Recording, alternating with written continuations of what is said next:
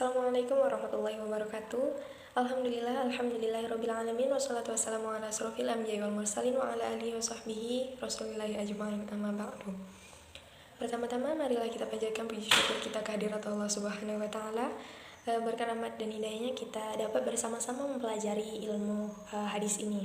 Salawat dan salam tidak lupa kita aturkan kepada Nabi Muhammad SAW dengan bersama-sama melafazkan Allahumma sholli ala sayyidina Muhammad wa ala ali sayyidina Muhammad. Baiklah, tidak memperpanjang mukadimah, saya perkenalkan nama saya Rizka Deviana dari Prodi Peternakan kelas A. Di sini saya akan menjelaskan materi saya mengenai pembagian hadis ditinjau dari segi kualitasnya dan juga mengenai hadis hasan. Nah, yang pertama saya akan menjelaskan mengenai pembagian hadis ditinjau dari segi kualitasnya ya. Pembagian hadis ditinjau dari segi kualitasnya yang terbagi menjadi dua, yaitu hadis mutawatir dan juga hadis ahad. Kemudian ditinjau dari kualitas sanad dan matannya juga terbagi menjadi dua, yaitu ada hadis makbul dan juga hadis mardud. Nah, hadis makbul ini yaitu merupakan hadis yang memenuhi syarat untuk diterima sebagai dalil dalam perumusan hukum. Kemudian hadis makbul ini terdiri dari hadis sahih dan juga hadis hasan. Nah, sedangkan hadis mardud yaitu hadis yang tidak memenuhi syarat-syarat qabul atau biasa hadis mardud ini disebut juga dengan hadis dhaif ya, atau hadis palsu. Selanjutnya ada pengertian dari hadis hasan.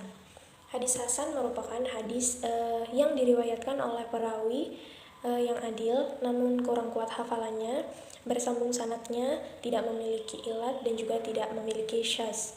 Nah, dari definisi yang telah saya sampaikan tadi, berarti kita dapat menyimpulkan bahwa hadis hasan ini sebenarnya hampir sama dengan hadis sahih, namun perbedaannya itu terletak di dalam tingkat kedobitan perawinya yang berada di bawah hadis sahih, karena tadi perawinya dalam hafalannya dia kurang kuat begitu. Kalau hadis sahih itu kan hafalannya sangat kuat, tidak ada kekurangan sama sekali. Nah, selanjutnya kita dapat mengklasifikasikan hadis hasan ini menjadi dua. Yang pertama ada hadis hasan li dzatihi, yaitu hadis hasan li dzatihi merupakan hadis yang diriwayatkan secara mutasil lewat para perawi yang adil, dobit namun tidak semua memiliki kedobitan yang sempurna serta terhindar dari kecacatan. Contoh dari hadis hasan li dzatihi ini yaitu anna Rasulullah sallallahu alaihi wasallam qala laula an asyqa ala ummati la amartuhum bisiwaki 'inda kulli sholatin. Artinya, sesungguhnya Rasulullah sallallahu alaihi wasallam bersabda, jika aku tidak merasa keberatan pada umatku, niscaya aku akan memerintahkan mereka untuk bersiwak ketika setiap kali mereka akan melakukan sholat.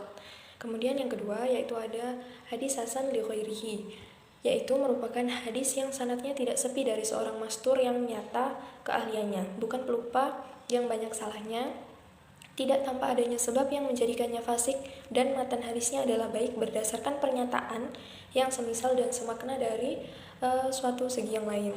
Contoh dari hadis hasan li ghairihi ini yaitu anna amra'atan min bani fazaratan tazawwajat ala na'alaini faqala Rasulullah sallallahu alaihi wasallam raditi min nafsiki wa maliki bina'alaini qalat na'am qala fajaza zahu, yang artinya bahwa ada seorang wanita dari Bani Fazarah menikah dengan mahar berupa sepasang sandal. Kemudian Rasulullah Shallallahu Alaihi Wasallam pun bertanya, apakah kamu rela atas diri dan hartamu dengan kedua sandal ini? Kemudian dia menjawab, ya. Amir bin Rabi'ah pun berkata, Nabi Shallallahu Alaihi Wasallam membolehkannya. Nah, dari dua klasifikasi hadis hasan ini kita juga dapat mengetahui bahwa hadis ini dapat dikatakan hadis hasan karena memiliki syarat-syarat tertentu. Syarat-syarat hadis hasan ini berupa yang pertama ada sanadnya bersambung, yang kedua terdapat perawi yang adil, yang ketiga ada perawi yang dobit namun kedobitannya itu berada di bawah kedobitan hadis sahih karena perawinya tadi masih ada sebagian yang kurang dalam hafalannya. Kemudian tidak terdapat kejanggalan atau syadz, dan juga yang terakhir tidak terdapat ilat atau kecacatan. Selanjutnya, ada istilah-istilah khusus yang berkaitan dengan hadis hasan. Istilah-istilah khusus ini biasa digunakan oleh imam-imam terdahulu, terlebih Imam At-Tirmizi yang ada dalam kitab sunnahnya. Istilah tersebut berupa ada istilah hasan sohih, hasan gorib, kemudian ada hasan sohih gorib, dan yang terakhir ada sohih gorib. Nah, dari istilah-istilah tersebut saya akan menjelaskan. Yang pertama itu ada hasan sohih.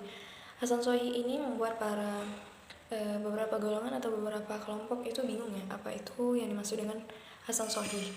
Hasan sohih ini ada 4 pengertian yang dapat kita ketahui yang membantu kita untuk mengerti apa sih itu hasan sohih. Hasan sohih ini yang pertama ada hasan li dzatihi, dari satu sanad, dan sohih li ghairihi bersama sanad lain. Dengan kata lain, hadis yang bersangkutan memiliki 2 sanad yang sama-sama hasan. Nah, dilihat dari satu sanad memang statusnya hanya hasan, tetapi dia dapat naik menjadi sohih li ghairihi itu karena didukung oleh sanad yang lain. Kemudian yang kedua, itu ada hasan menurut sebagian ulama, sementara sohih menurut ulama lain. Nah, yang ketiga ada hasan atau sohih, sehingga tidak dapat dipastikan apakah statusnya itu hasan atau sohih.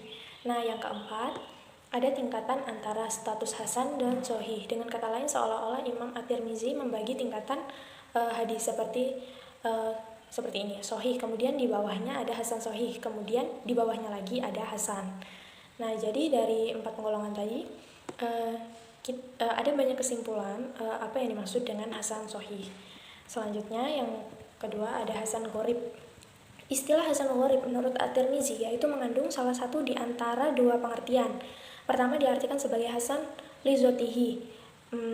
Pengertian ini berlaku untuk kategori hadis gharib mutlak. Hadis gharib mutlak ini adalah hadis yang diriwayatkan oleh Nabi Muhammad satu-satunya hanya melalui seorang sahabat. Artinya semua sahabat tidak ada yang meriwayatkan hadis tersebut. Dengan kata lain, keghoribannya terletak di ujung sanad ya.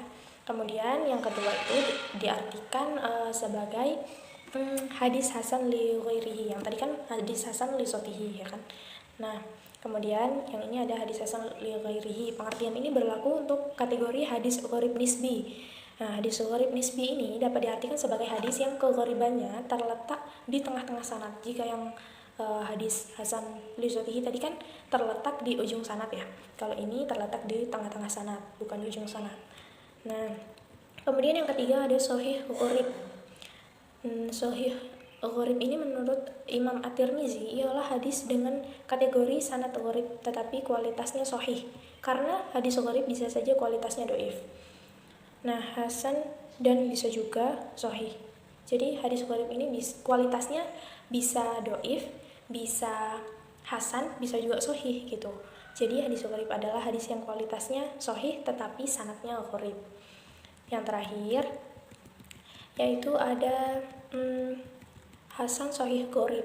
Nah, maksudnya dapat kita simak dari uraian ini ya.